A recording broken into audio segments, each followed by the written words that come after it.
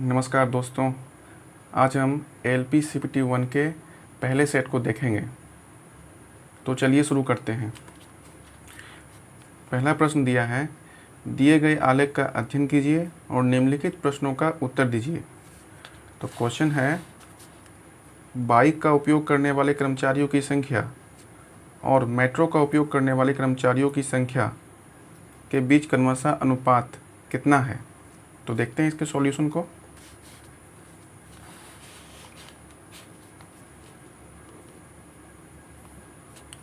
Bike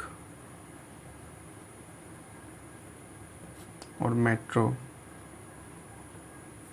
bike का अनुपात 300 दिया हुआ है और मेट्रो का अनुपात 150 है। तो 300 और अनुपात 150, तो ये एक दूसरे से कट जाएगा, यानी कि 2:1, और ये 2:1 हमारा ऑप्शन ए में आंसर दिया है। तो ये इसका आंसर हो गया। चलते हैं अगले प्रश्न में।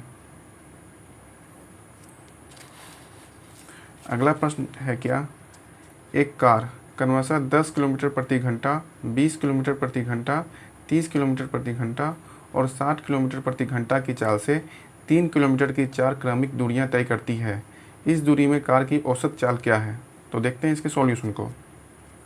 तो सबसे पहले इनके चालों को हम लिखते हैं 10, 20, 30 और 60। तो इसका एलसीएम अगर हम लेते हैं तो इसका एलसीएम 60 आता है। इस तरह से अगर ये दूरी है और ये चाल है तो इसका समय 6 आएगा, इसका समय 3 होने वाला है, इसका समय 2 आएगा और इसका समय 1 निकलेगा। तो अगर ये दूरी है तो 60, और कहता है क्या कि 3 किलोमीटर की 4 क्रमिक दूरियां तय करती है, यानी कि 4 से ये गुना होगा। और बोला है क्या कि औसत चाल क्या है। तो औसत चाल बराबर होता है कुल दूरी बटा कुल समय, यानी कि कुल दूरी हो गया और कुल समय यहाँ से निकालेंगे। 6 3 9 2 11 1 12, यानी कि 12 से भाग। तो 12 से ये 5 बार में जाएगा, यानी कि 20, 5 चौक 20 हो गया, यानी कि 20 किलोमीटर प्रति घंटा। ऑप्शन ए इसका सही उत्तर है। चलते हैं अगले प्रश्न में। अगला प्रश्न दिया है, 11,000 रुपये पर 2 वर्ष में 4% वार्षिक ब्याज की दर पर वार्षिक रूप से संयोजित चक्रवृद्धि ब्याज ज्ञात कीजिए। तो इसे हम सॉल्व करते हैं। तो इसमें हम सक्सेसिव फॉर्मूला यूज करेंगे। तो दिया है कि 2 वर्ष में 4% वार्षिक ब्याज की दर पर, यानी कि 4 + 4, 4 × 4/100। तो हमारा आता है 8.16। तो हमसे पूछा है कि चक्रवृद्धि ब्याज क्या होगा, यानी कि ब्याज, यानी कि CI बराबर 11,000 × 8.16/100। तो इससे ये कैंसिल हो जाएगा। तो मल्टीप्लाई करने के बाद हमारा उत्तर आता है 897.60, यानी कि ऑप्शन सी इसका सही उत्तर है। चलते हैं अगले प्रश्न में। तो अगला प्रश्न है कि यदि x + 1y(x) = 5 है तो x² + 1y(x² का मान क्या होगा। तो इस तरह के क्वेश्चन को हमें करने के लिए एक ट्रिक की ज़रूरत पड़ती है। यह ट्रिक दिया है कि अगर x + 1y(x) अगर a हो तो x² + 1y(x² बराबर होता है a² - 2 होता है। तो क्वेश्चन पे दिया है x + 1y(x) = 5 हो तो x² + 1y(x² का क्या होगा, यानी कि 5 का स्क्वायर करेंगे और -2, यानी कि 25 - 2, यानी कि 23। तो 23 ऑप्शन ए में है, यही इसका उत्तर है। Option A is the right answer. चलते हैं अगले प्रश्न में।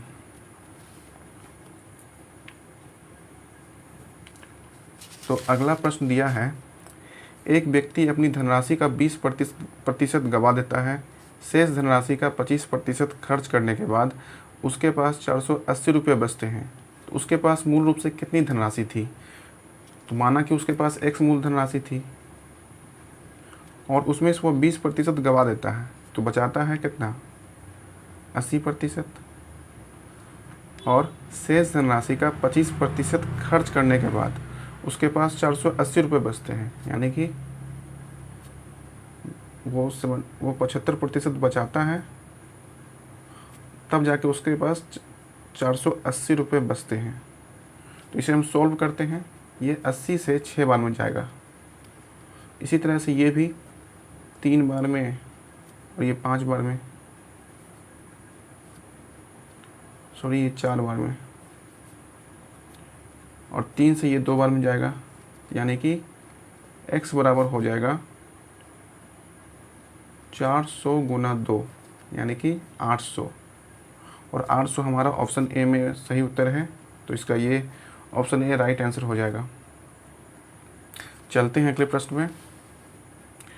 अगला प्रश्न दिया है, 2 संख्याओं का योग 36 है, एक संख्या का 5 गुना दूसरी संख्या के 4 गुने के बराबर है। दोनों संख्याओं में बड़ी संख्या कौन सी है? तो देखते हैं इसके सॉल्यूशन को। तो एक संख्या का 5 गुना, यानी कि पहली संख्या का 5 गुना है,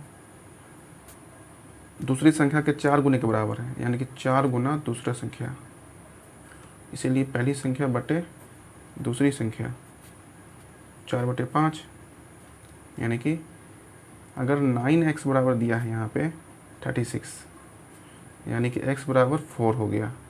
तो हमसे पूछा है कि दोनों संख्याओं में बड़ी संख्या कौन सी होगी?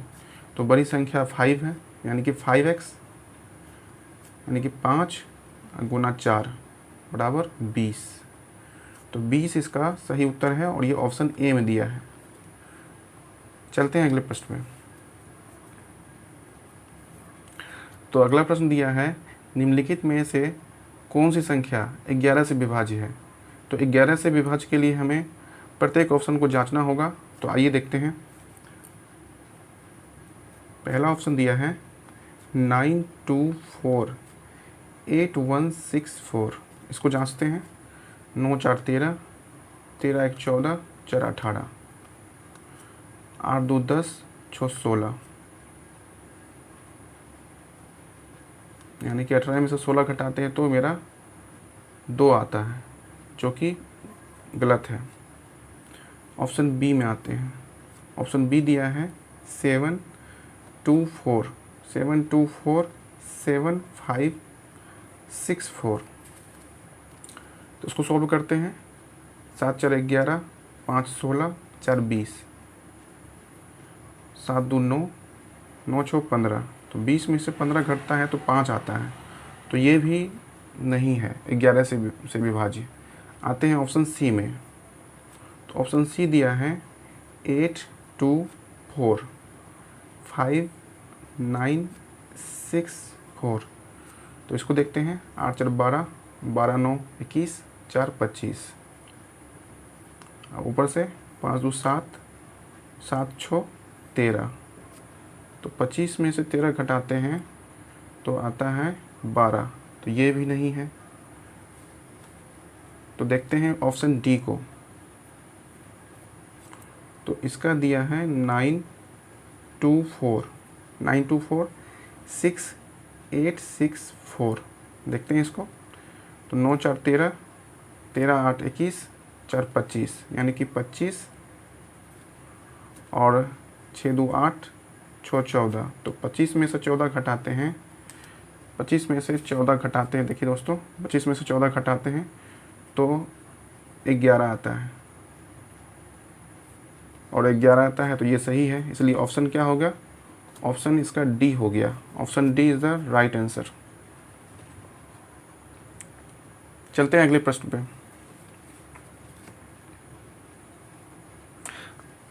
अगला प्रश्न दिया है, दिन के किसी विशेष समय में सूर्य की स्थिति के कारण 6 फीट लंबे एक व्यक्ति की छाया 4 फीट की होती है, जबकि उस व्यक्ति के बगल में एक खंभा 36 फीट की छाया बनाता है। खंभे की ऊंचाई कितनी है? तो सॉल्यूशन को देखते हैं, इसके सॉल्यूशन को।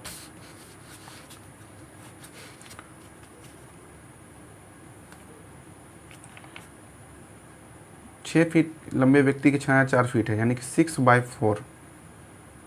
और खंभे की छाया 36 फीट की छाया होती है, यानी कि 36 हो गया। और कहा गया कि खंभे की ऊंचाई कितनी है, तो माना कि खंभे की ऊंचाई x है। तो अब इसे सॉल्व करते हैं, तो ये 4 से 9 बार में जाएगा, यानी कि x बराबर 9 यानी कि 54 होगा इसका उत्तर, 54 फीट, यानी कि ऑप्शन बी इसका सही उत्तर है। आते हैं अगले प्रश्न में। अगला प्रश्न दिया है, एक 3 अंकीय संख्या इस प्रकार है कि इकाई अंक, दहाई अंक और सैकड़ा अंक 2:3:4 के अनुपात में है। इस संख्या का और इसे उलटने पर प्राप्त संख्या का योग 1332 है। 3 अंकीय संख्या और उसके अंकों को पलटने से प्राप्त संख्या के बीच का धनात्मक अंतर ज्ञात कीजिए। तो चलते हैं इसके सॉल्यूशन की ओर।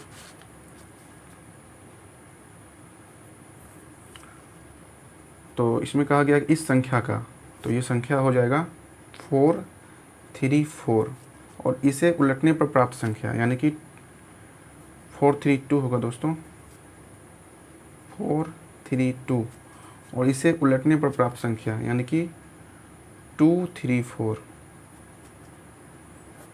इसको जोड़ेंगे तो 4 2 6, 3 3 6, 4 2 6, और इसको x मानते हैं तो इसका मान दिया हुआ है 1332, इसलिए x का मान हो जाएगा 2। और कहा गया आगे कि 3 अंकीय संख्या और उसके अंकों को उलटने से प्राप्त संख्या के बीच का धनात्मक अंतर, यानी कि अब की बार हम इसका अंतर निकालेंगे इस दोनों का, यानी कि 432, 234, तो इससे करें तो 8 हो गया, 9 हो गया और 1 हो गया, यानी कि 198x, तो 198 इंटू 2, यानी कि 396, इसका बी आंसर हो गया। चलते हैं अगले प्रश्न में। दिया है, यदि दो संख्याओं का HCF और LCF क्रमशः 7 और 245 है तो उनका गुणनफल ज्ञात कीजिए। तो इसका फॉर्मूला होता है दोस्तों,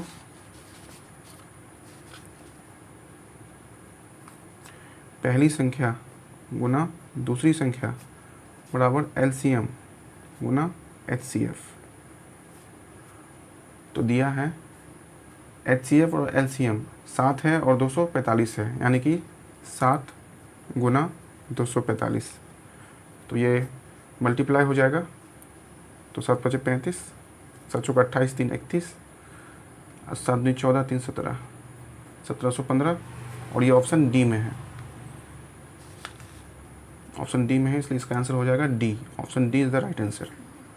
चलते हैं अगले प्रश्न में। दिया है, एक व्यक्ति ने 1 रुपये में 3 की दर से और 1 रुपये में 2 की दर से समान संख्या में संतरे खरीदे।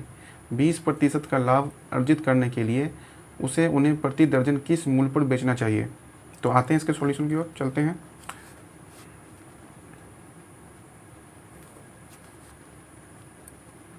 यानी कि 1 रुपये में 3 की दर से और 1 रुपये में 2 की दर से समान संख्या में संतरे खरीदे हैं, तो इसके क्वांटिटीज़ को हमें बराबर करना होगा, यानी कि इसे 2 से मल्टीप्लाई, तो इधर भी 2 से हमें गुना करना होगा, और इधर 3 से, तो इधर भी 3 से,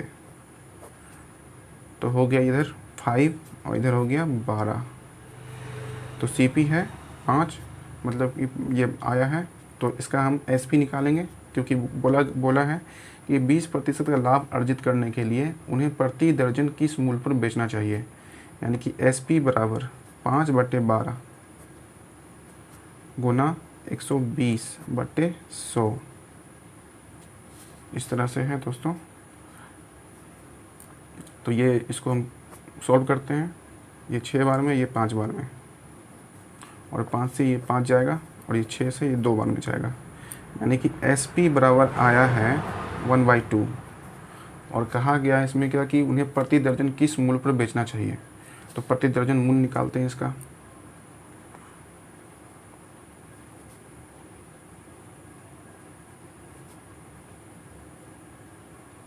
वन बाई 2 इंटू 12, तो 2 से ये 6 बार में जाएगा, यानी कि 6 हो जाएगा इसका आंसर। यानी कि ऑप्शन ए सही इसका आंसर है। अगले प्रश्न में चलते हैं। अगला प्रश्न दिया है, अनिल अपनी आय का 40% किराए पर, शेष आय का 40% दवाओं पर खर्च करता है। यदि वह हर महीने 7200 रुपये बचाता है तो उसकी मासिक आय क्या होगी? तो देखते हैं इसको सॉल्यूशन को। माना कि इसकी मासिक आय x है, तो वो 40% किराए पर यानी कि 60% बचाता है, शेष आय का 40% दवाओं पर खर्च करता है यानी कि फिर से 60% वो बचाता है। यदि वह हर महीने 7200 रुपये बचाता है यानी कि 7200 रुपया। सॉल्व करते हैं। ये 0 से 0 गया और ये इस दोनों से ये 2 बार में जाएगा यानी कि 200, यानी कि x बराबर हो जाएगा 200 इतना, यानी कि ऑप्शन डी इसका सही आंसर है। चलते हैं अगले प्रश्न में। अगला प्रश्न दिया है कि 2 पे पावर 3 गुना -9 पे पावर 0 गुना 3 पे पावर 3 का मान क्या होगा?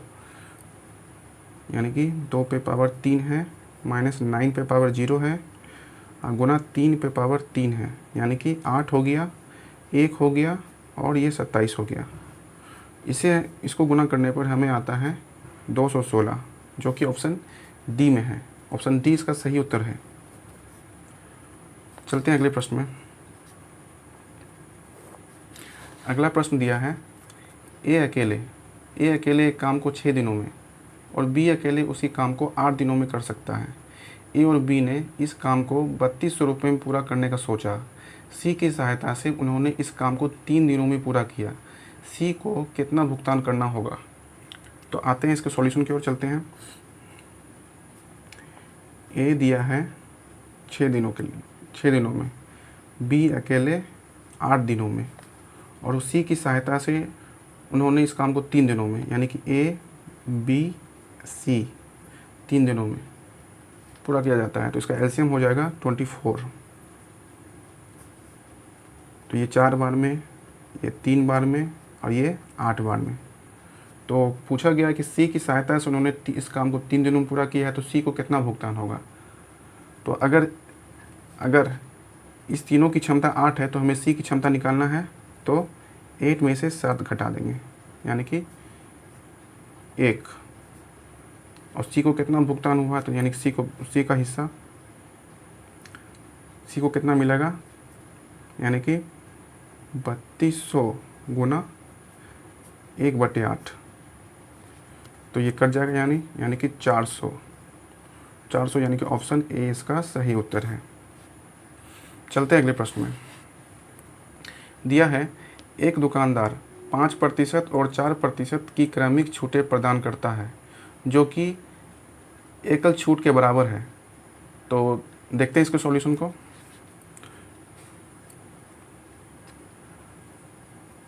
एकल छूट हमें निकालना है तो हम इस तरह से निकालेंगे, -5 -4 प्लस 5 गुना 4 बाई 100,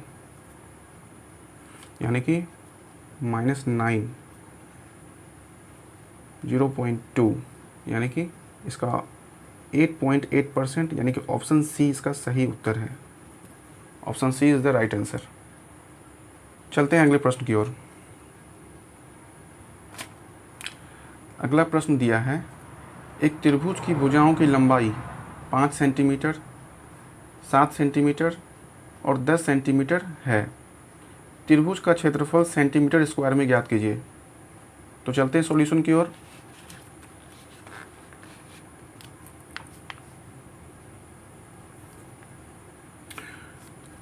तो इस तरह के सवालों को सोल्व करने के लिए हमें हीरोन्स की फॉर्मूला की ज़रूरत पड़ती है।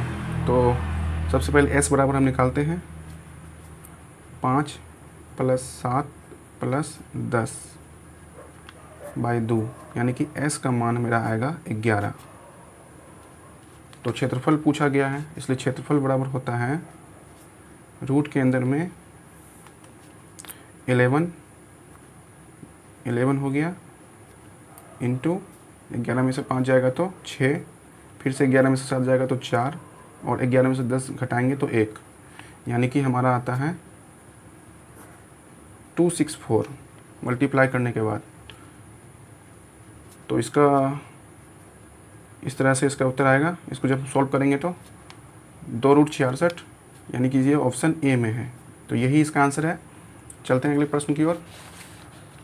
अगला प्रश्न दिया है, एक कक्षा में 50 विद्यार्थियों की औसत लंबाई 150 सेंटीमीटर है। उनमें से 5 जिनकी औसत लंबाई 146 सेंटीमीटर है कक्षा छोड़ देते हैं, और 5 अन्य जिनकी औसत लंबाई 156 सेंटीमीटर है कक्षा में सम्मिलित हो जाते हैं। तो कक्षा के विद्यार्थियों की नई औसत लंबाई सेंटीमीटर में क्या है? तो सॉल्व करते हैं इसे। 17 नंबर यहाँ पे है। 50 विद्यार्थियों की औसत लंबाई 150 है, यानी कि 50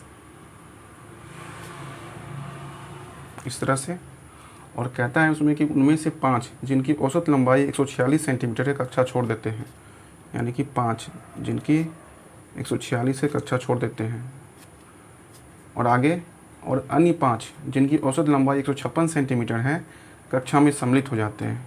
तो 5 156, तो इन दोनों का अंतर करने पर 10 आता है। तो ये 10 एक्स्ट्रा आया है जो कि प्रत्येक 5 से मल्टीप्लाई होगा, यानी कि 10 गुना 5 बराबर 50 हो गया। तो आगे पूछा है कि नई औसत लंबाई क्या होगी? तो नई औसत लंबाई, यानी कि नई औसत लंबाई में क्या होगी?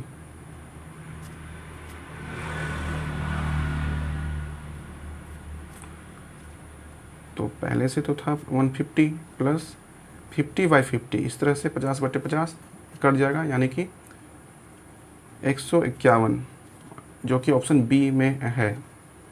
चलते हैं अगले प्रश्न की ओर।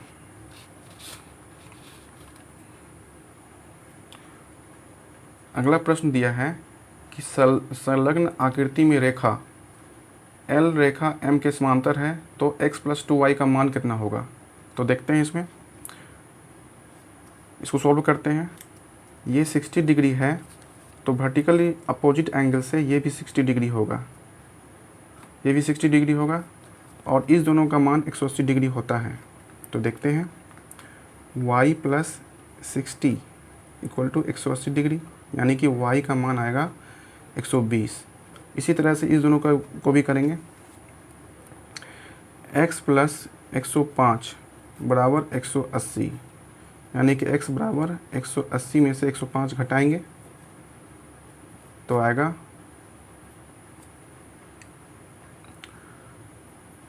75 डिग्री। तो पूछा गया कि x + 2y का मान कितना होगा, इसलिए x + 2y का मान,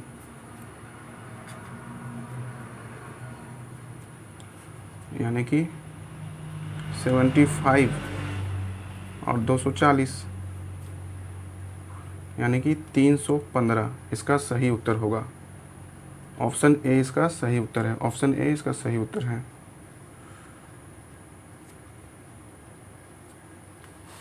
ऑप्शन ए। चलते हैं अगले प्रश्न की ओर। अगला प्रश्न दिया है, 3 के प्रथम 25 गुणजों का औसत कितना होगा? 3 के प्रथम 25 गुणजों का औसत कितना है? तो देखते हैं इसको सॉल्यूशन को।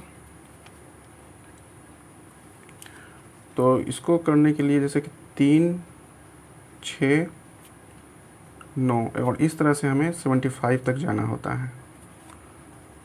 तो इसमें होता है क्या कि इसमें लास्ट की संख्या और पहले की संख्या दोनों को जोड़ करके 2 से भाग देते हैं, यानी कि 75